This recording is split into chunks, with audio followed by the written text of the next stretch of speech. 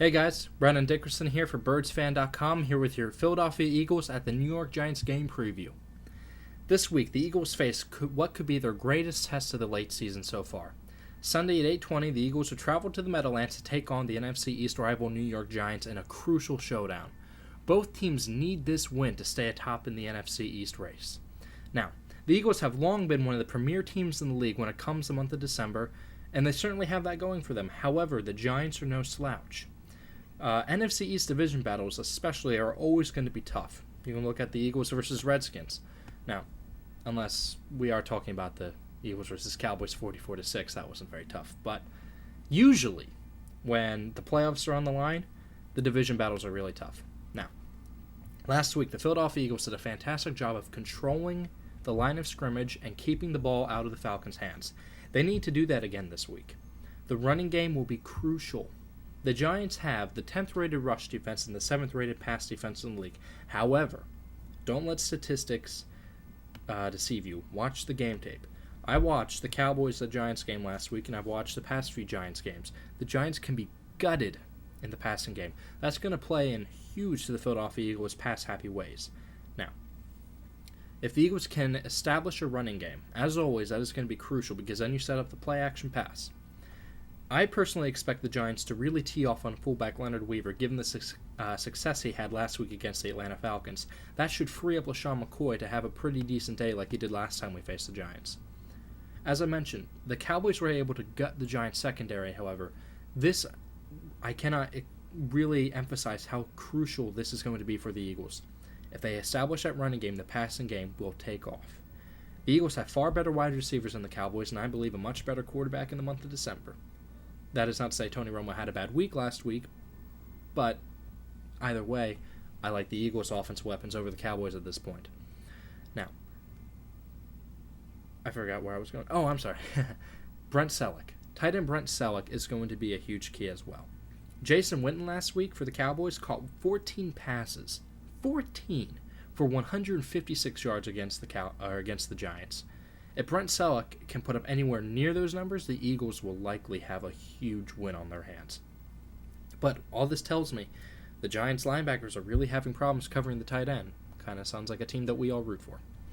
Now, if Celek's thumb can get healthier, and he's been off the past 2 weeks because of a thumb sprain, if it's healthy and he can catch the ball with consistency, there is no reason at all that the Philadelphia Eagles cannot use him along with the rest of the team, especially the running game, to keep Eli Manning off the field. Now, speaking of Manning, I don't know that I've seen a quarterback play as poorly as he did last week and still come away with a victory.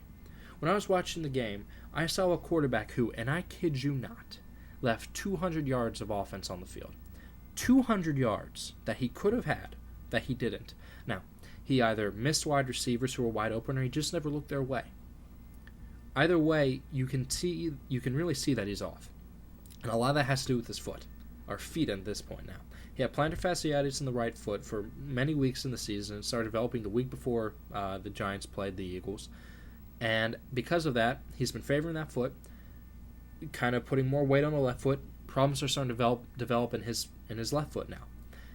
His mobility is essentially gone. There wasn't much to begin with. It's gone now, which should play greatly into the Eagles' speed pass rushers that we have, especially like Trent Cole. That should be huge. He's going to have problems avoiding the pressure, and if the Eagles can just keep the pocket moving back, he's done. Eli Manning will be done. Now, Asante Samuel, the cornerback for the Eagles, also he has Eli Manning's number. He always has. And come the late season, Asante Samuel is as good as they come at reading quarterbacks, picking them off, shutting down wide receivers. I'm expecting him to have a huge game. He will be absolutely key, as I say it all the time, he will be a key factor in winning this game. Sheldon Brown as well, Quentin Michael as well. Now, there will be a problem for the Eagles, and that's containing Kevin Boss, who's really starting to have a resurgence the last few weeks. Eagles always have a problem covering the tight end. However, they did a pretty good job last week against Tony Gonzalez. They put cornerback/safety Macho Harris on him, and he limited him to 8 catches for 72 yards and no touchdowns. If the Eagles can keep Kevin Boss to numbers similar, Eagles have a great chance of winning. If they let Kevin Boss take over the game like Jason Witten did last week, it's going to be a long day for the Eagles. They essentially, in the defensive scheme right now, they need to get pressure on Eli Manning. Pressure him early, get in his face, shake him up, and he's about as bad as a quarterback as they come. If they just sit back and play man-to-man coverage, zone coverage, Eli Manning will have a good game. You need to pressure him. Sean McDermott, you need to send the hounds for this one. He's not mobile, never really was to begin with, and right now he's gimpy. Send the hounds. Now, good news as far as the injuries go. Eagles are getting back linebacker Akeem Jordan. I know I said they were going to get him back last week. However, I'm certain this week, barring some unforeseen setback. I think I said that last week as well. Akeem Jordan will be back, and he will start hopefully at the will linebacker position. That will help in covering against the tight end, and will be huge in shutting down the Giants' run game. Brandon Jacobs the past few weeks has started to look like the Brandon Jacobs that we all knew and hated.